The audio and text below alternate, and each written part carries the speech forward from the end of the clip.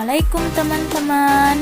Di video kali ini aku akan menjelaskan potensi SDA atau sumber daya alam padi yang ada di desa aku, tepatnya di Desa Sukobana Daya, Kecamatan Sukobana, Kabupaten Sapang. Selamat menonton ya teman-teman. Jangan lupa like, comment, share, and subscribe. Tonton sampai selesai ya. Sebelumnya, apa sih SDA itu dan apa kegunaannya? Secara garis besar, sumber daya alam atau SDA adalah segala sesuatu yang berasal dari alam dan bisa dimanfaatkan dengan baik oleh manusia untuk berlangsungnya hidupnya. Untuk jenis-jenisnya sendiri, sumber daya alam itu ada yang bersifat diperbaharui dan tidak dapat diperbarui. Kegunaan SDA sendiri adalah berdasarkan pengertian yang telah dijelaskan, sumber daya alam sebagai bahan untuk pemenuhan kebutuhan dan keberlangsungan kehidupan manusia. SDA dapat memberikan nilai ekonomi dalam bentuk mentah maupun yang harus atau lebih proses.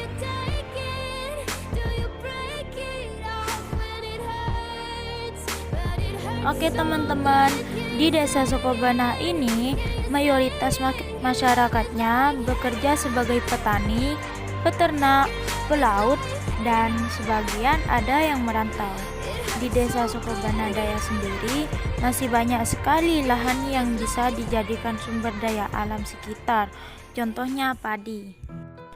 Oke teman-teman, kalian pasti tahu kan bentuknya padi itu seperti apa? Nah, tapi apa sih tanaman padi itu dan dari mana asalnya?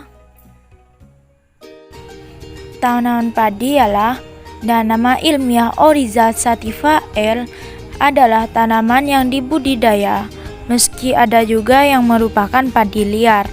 Padi sendiri diduga dimulai dari India atau Indochina, namun dibudidayakan di Indonesia sekitar 1500 sebelum Masehi. Di negara agraris seperti Cina, India, Bangladesh, dan Indonesia, padi merupakan tanaman utama. Nah, teman-teman ada yang tahu gak apa aja sih manfaat padi itu? Simak penjelasannya baik-baik ya.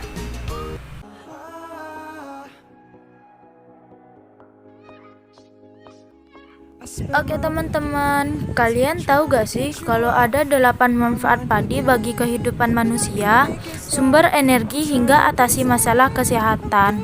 Di antaranya, mengatasi masalah jerawat dan bisul, mengatasi gangguan pencernaan, untuk obat dan bahan kosmetik, hingga menjaga kesehatan jantung, kaya antioksidan, untuk mendetoksifikasi tubuh, dan yang terakhir penguat tulang dan gigi. Nah, sedangkan manfaat padi yang lain ialah biji padi atau beras sebagai bahan makanan pokok, jerami padi sebagai pakan ternak, sekam padi dapat digunakan sebagai pupuk dan media tanaman.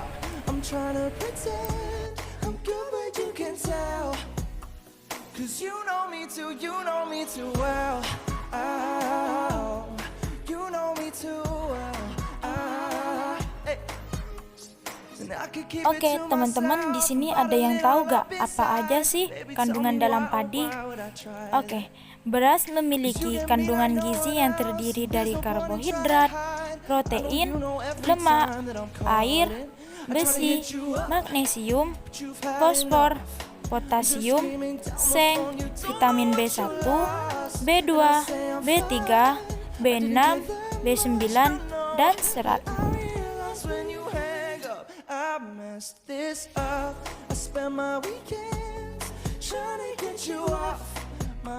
Teman-teman ada yang tahu gak kapan waktu yang tepat untuk menanam padi, bagaimana cara merawat tanaman padi, dan apa yang membuat tanaman padi jadi rusak? Simak videonya baik-baik ya. Nah, kapan waktu yang tepat untuk menanam padi? Yaps, Menanam padi pada saat musim hujan adalah berkah tersendiri bagi petani karena kebutuhan air akan terpenuhi, terlebih bagi lahan sawah yang pengairannya mengandalkan dari air hujan atau tanda hujan. Nah, yang kedua, perawatan dan pemeliharaan padi, yaitu cara pertama, lakukan penyiraman dalam 2 minggu sekali. Selanjutnya, lakukan pengairan yang wajar supaya tidak berlebihan atau kekurangan.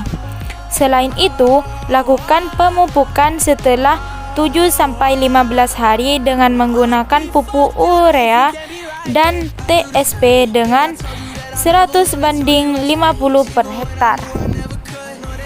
Lalu, apa yang membuat tanaman padi jadi rusak? Nah, kerusakan akibat penyakit padi dapat sangat berdampak pada penurunan hasil panen. Mereka terutama disebabkan oleh bakteri, virus, atau jamur. Di Indonesia, penyakit penting tanaman padi ialah hawar daun bakteri atau Xanthomonas campestris, PV oryzae, penyakit tungro atau virus tungro, dan masih banyak lainnya. Oke teman-teman, itulah tadi seputar penjelasan mengenai padi. Nah teman-teman, tanaman padi sendiri di desa Sukobanah Daya sangatlah penting. Karena itulah sumber utama dari pendapatan masyarakat sekitar, terutama orang tua aku. Oke, next, aku akan memperlihatkan padi milik orang tua aku sebelum dipanen dan hasilnya yang sesudah dipanen.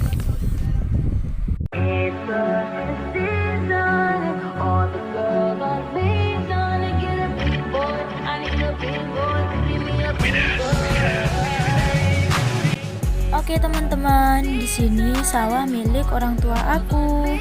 Luasnya kurang lebih 1 hektar. Dan bisa kalian lihat sendiri kan, padinya itu tumbuh subur dan sehat.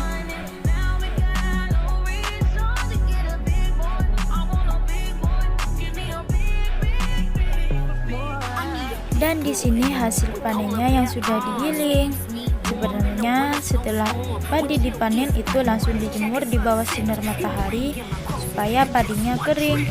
Dan setelah padi benar-benar kering baru kita bisa menggilingnya menjadi beras.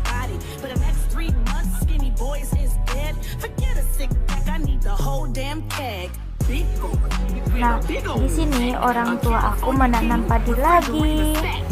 Lama waktu untuk memanen padi yaitu 4 bulan. Dan padi setelah berumur 15 hari itu harus dikasih pupuk supaya padinya hasilnya bagus dan tidak hitam.